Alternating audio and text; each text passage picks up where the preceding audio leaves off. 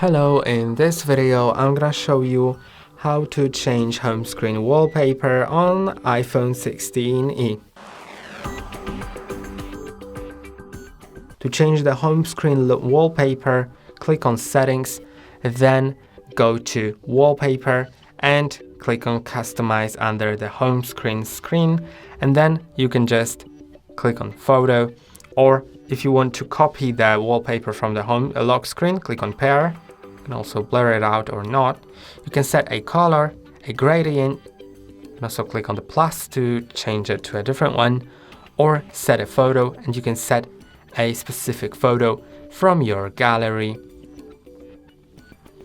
So just select anything you want and then just click on Done. You can also add filters onto it, and the filters can have their colors changed. So let's set it to this one, then click on Done, and now I have my home screen wallpaper customized. And that's all for today. Don't forget to like and subscribe. See you next time.